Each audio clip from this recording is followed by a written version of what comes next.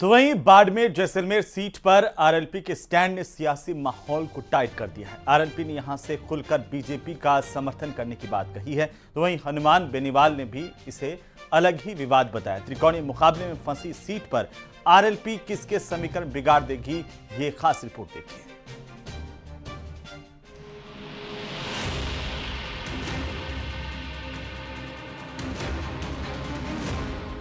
ये सियासी अदावत की लड़ाई है, अपने के दिए धोखे का बदला है।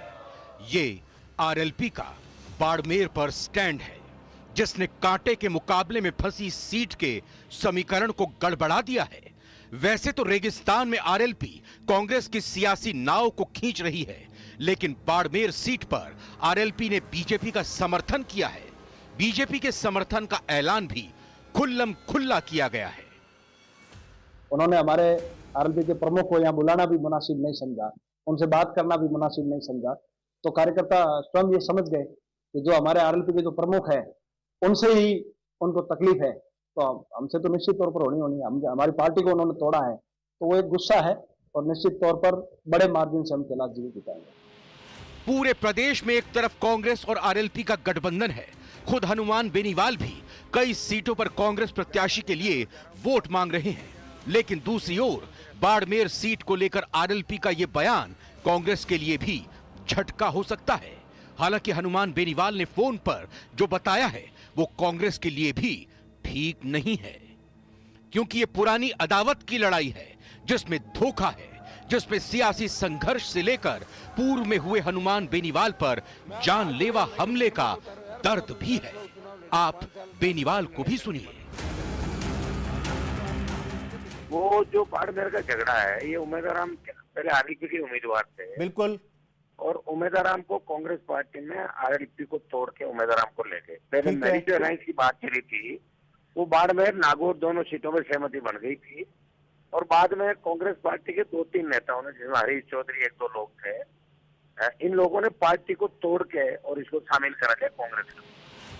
हालांकि हनुमान बेनीवाल ने यह भी साफ कर दिया कि हमने तो कांग्रेस के लिए प्रचार किया था, हम कांग्रेस के साथ भी हैं, लेकिन विवाद उम्मेदाराम बेनीवाल से है। तो बच्चे आपस में एकजुट नहीं है। हाँ। तो मैं चाह रहा था कि वहां जाके कोई इनके सभा करता, लेकिन उन लोगों ने इस बात पे ध्यान नहीं दिया। अभी बच्चों के ग्रुप पड़ गए आपस में, बच्चे एकजुट नहीं हो रहे हैं, ठीक है ना। तो बच्चे एकजुट नहीं हो रहे। अभी मैं सोशल मीडिया के माध्यम से देख रहा था, ये उनका वहां का आंतरिक झगड़ा है, उसके अंदर मैं नहीं पढ़ना चाहता।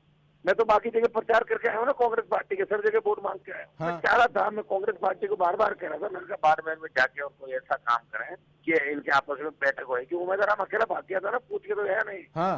इन लोगों के मन में ये पीड़ा है। बाड़मेर मरुधरा की एकमात्र सीट जिस पर इस बार त्रिकोणीय मुकाबला है। गुरुवार को वोटिंग होनी है, लेकिन उससे पहले अब बाड़मेर में सियासी बवाल मचा हुआ है।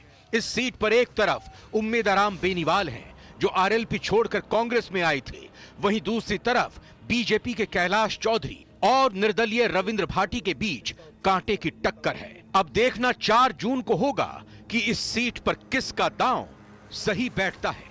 Bureau report, news 18, Rajasthan.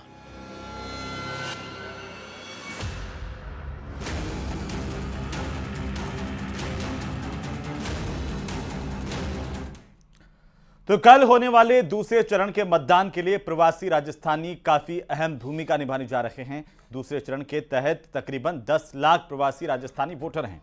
पश्चिमी राजस्थान की 4 सीटों पर अपना प्रभाव छोड़ने जा रहे हैं। दोनों ही पार्टियां इनको साधने में जुटी हुई है। भारतीय जनता पार्टी का प्रवासी प्रकोष्ठ अपने वोट बैंक को साधने में जुटा है और पश्चिमी राजस्थान के जालोर, सिरोही, जैसलमेर, बाड़मेर, पाली और जोधपुर में मूल निवास करने वाले प्रवासी राजस्थानियों के लिए अलग अलग हिस्सों से 700 से 800 बसें लगाई गई हैं। मतदान से पहले कोई कोर कसर बाकी नहीं रह जाए, इसे लेकर योजनाबद्ध तरीके से काम को अंजाम दिया जा रहा है और उम्मीद की जा रही है कि तमाम जो प्रवासी राजस्थानी हैं वो इस बार दूसरे चरण की वोटिंग में अपना महत्वपूर्ण मतदान करेंगे।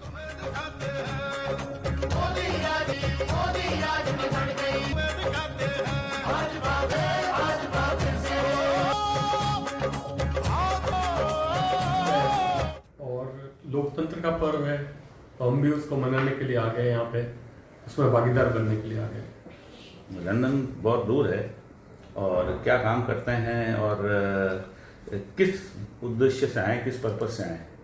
मैं लंदन में बिजनेस करता हूँ और उद्देश्य भारत आने का है, लोकतंत्र के पर्व में शामिल होना, इस बार मोदी जी को जिताना। मैंने एक वीडियो बाइट भी दिया था लंदन से हमारे गजुबना के लिए। हमने बोला था कि जोधपुर में नरेंद्र और भारत में गजेंद्र, और जो मोदी जी ने काम किया है विदेश में, मीन्स अब भारत छोड़िए, हम वहाँ बाहर रहते हैं, हमको पता है कि उन्होंने जो एकीकरण किया है भारतीय लोगों का, भारतीय समुदाय का। एक जमाना था 2008-9 में जब गणतंत्र दिवस या स्वतंत्रता दिवस पे 500 से 700 लोग आते थे एम्बेसी के अंदर। आज की तारीख में वर्किंग डे के अंदर वहां पे 15-15 हजार लोग इकट्ठा हो जाते हैं।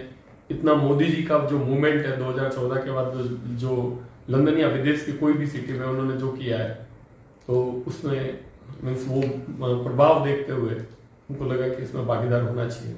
मैं यहाँ आदरणीय अपने पंतप्रधान नरेंद्र भाई मोदी, इनको पूरे देश आज बहुत ही बड़े पैमाने पे एक बड़ा यज्ञ होने जा रहा है। उस यज्ञ में मतदान रूपी जो हर आदमी अपनी अपनी आहुति डाल रहे हैं, वो आहुति डालने के लिए प्रोत्साहित करने के लिए मैं यहाँ आया हूँ और गजुबना यहाँ से खड़े हैं, उनको समर्थन देने, जितने ज़्यादा से ज़्यादा लोगों को यहाँ प्रोत्साहित कर सकूँ, उसके लिए मैं यहाँ आया।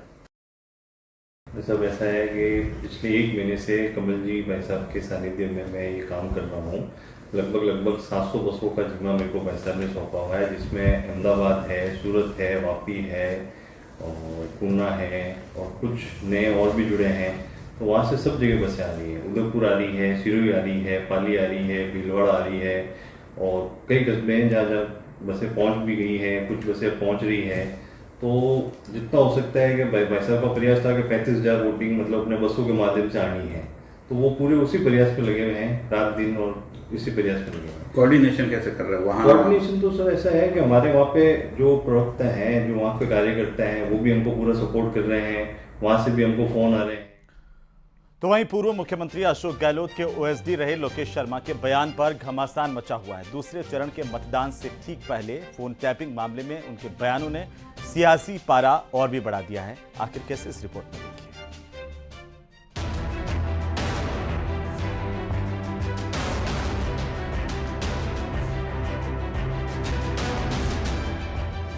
फिर बाहर आया फोन टैपिंग का जिन। गहलोत के पूर्व ओएसडी का बड़ा पर्दाफाश।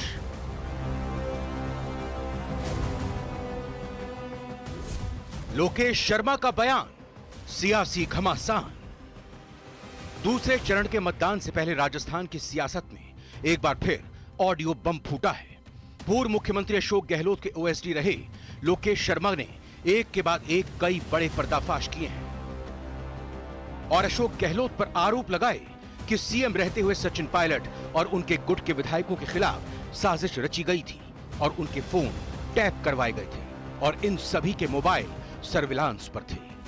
मुख्यमंत्री अशोक गहलोत ने इस पेन ड्राइव के जरिए मुझे ये सारी ऑडियो क्लिप्स दी और ये कहा कि मीडिया को आप सर्कुलेट कर दीजिए और मैंने वो काम किया। अगले दिन अखबारों में जिस तरह से खबरें छपी और सभी को ये घटनाक्रम पता है कि जैसे ये ऑडियो क्लिप्स रिलीज हुई उसके बाद मुकदमे दायर हुए और जो सारा घटनाक्रम था कि किस तरह से खरीद फरोख्त की बात की जा रही है, कौन लोग हैं जो सरकार गिराना चाहते हैं, क्योंकि सीधे तौर पर केंद्रीय मंत्री गजेंद्र सिंह जी को इसमें इन्वॉल्व किया गया और ये आरोप लगाया गया कि बीजेपी के लोग सचिन पायलट के साथ मिलकर या बाकी के और जो विधायक हैं उनके साथ मिलकर सरकार को गिराना चाहते हैं। ऐसी मंशा थी ये साबित करने की कि इस पूरे खेल के पीछे भारतीय जनता पार्टी है, जबकि वास्तविकता ये नहीं थी।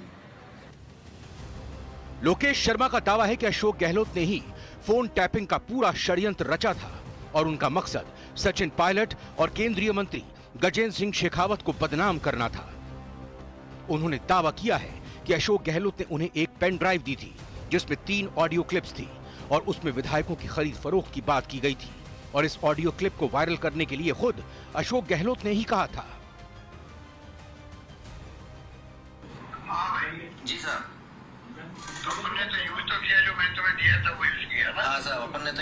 किया था। अच्छा, पर सीएमआर का लैपटॉप था तुम्हारा था? नहीं, सीएमआर का नहीं था साहब, मेरा था। ठीक है, फिर उस लैपटॉप से मैंने उसको फोन पे लिया। ठीक है, फोन में जब कॉपी हो गया तो मैंने फिर सबको वो फॉरवर्ड कर दिया, जो मीडिया का मेरा ग्रुप बना हुआ है। लोकेश शर्मा के इन तूफानी बयानों से सियासी घमासान मचा हुआ है।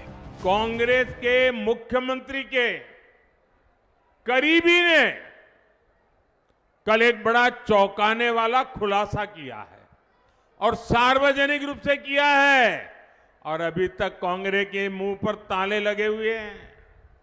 वो कह रहे हैं कि पेपर लीक यानी नौजवानों के भविष्य के साथ इतना बड़ा खिलवाड़। वो कहते हैं कि राजस्थान में जो पेपर लीक हुआ, वो पेपर लीक में गहलोत सरकार, कांग्रेस के गहलोत की सरकार खुद शामिल थी। अशोक गहलोत साहब के ओएसडी ने जिस तरह की बातें कही हैं और उन्होंने जो खुलासा किया है, वो मैं ज़्यादा नहीं कहना चाहता, वो आपके सामने है कि हम कितना राजनीति में कैसा करते हैं, ये सभी आपके सामने है। मैं आपको बताना चाहता हूँ, जनता जवाब देना चाहेगी भ्रष्टाचार का, जनता जवाब देना चाहेगी युवाओं के साथ पेपर लीक करके किया कुठाराघात का, जनता चाहेगी तुष्टीकरण का जवाब देना। वहीं कांग्रेस ने लोकेश शर्मा के बयानों को सिरे से खारिज कर दिया है और इसे गलत बताया है। ऑडियो कोई कुछ बना सकता है, ऑडियो में क्या है, ऑडियो में दम है क्या? जिसमें ऑडियो में दम है हमारे शेखावत साहब का, जो सरकार गिरा देते हमारी, अमिताभ जी और धर्मेंद्र प्रधान और ये गजेंद्र सिंह शेखावत, वो ऑडियो लेके फिरा ना सीबीआई हमारे एसीबी वाले, अभी तक वही संबंध नहीं दे रहे। वो किसमें क्या दम होता है? चुनाव के पहले जीतने के लिए हथकंडे किए जाते हैं, हम उनकी परवाह नहीं करते हथकंडों की। एस्टैब्लिश इस तरीके से किया जाता है कि पूर्व मुख्यमंत्री के सीएम हाउस के अंदर ये साजिश रची जा रही है, इस तरीके से। भाई मैंने कहा हमको कौन क्या बोलता है, कौन कब ज्वाइन कर रहा है बीजेपी, पता नहीं पड़ता है। जैसे करप्शन की शिकायत हमारे ऊपर होती है नेताओं पर, जैसे जाओ बीजेपी में आप वॉशिंग मशीन लगी हुई है, आप बिल्कुल पार्क साहब निकल जाते हो। आप हैं कौन? एक कर्मचारी, पुरानी सरकार के, वो मुकदमा दर्ज होना चाहिए इस व्यक्ति के खिलाफ। क्या कर रही है राजस्थान की सरकार? कल आपके सचिवालय का कोई व्यक्ति इस तरह से आके और मुख्यमंत्री के फोन टेप कैसे कर सकते हो आप? और आप कह रहे हो कि सर्वलाल, मैं राजस्थान में कैबिनेट मिनिस्टर था उनकी सरकार में, कोई सरकार में फोन टेपिंग नहीं होती थी। फालतू की बातें करता है। और आज कल वोटिंग है और बीजेपी वाले पहले तो ईडी, इनकम टैक्स, सीबीआई को आधार बनाकर लोगों को डराते थे। अभी ऐसे जो कमजोर लोग हैं, जिनको पता नहीं कोई लालच दिया या डराया है, पता नहीं क्या किया, वो पेपर लीक पर भी बोल रहे हैं, सब पर बोल रहे हैं। तो तुमसे सर्टिफिकेट चाहिए क्या? कभी अशोक गहलोत के करीबी रहे लोकेश शर्मा अब उनके धुर विरोधी बन गए हैं और अपने पास मौजूद सबूतों को वो जांच एजेंसियों को देने की बात कर रहे हैं। दरअसल साल 2020 में सचिन पायलट कैंप की बगावत के बाद राजस्थान की तत्कालीन गहलोत सरकार पर फोन टैपिंग के आरोप लगे थे। वहीं मामले में अशोक गहलोत ने बीजेपी पर सरकार गिराने के गंभीर आरोप लगाए थे। अब देखना यह होगा कि लोकेश शर्मा के बयानों पर आगे और कितनी सियासत होती है।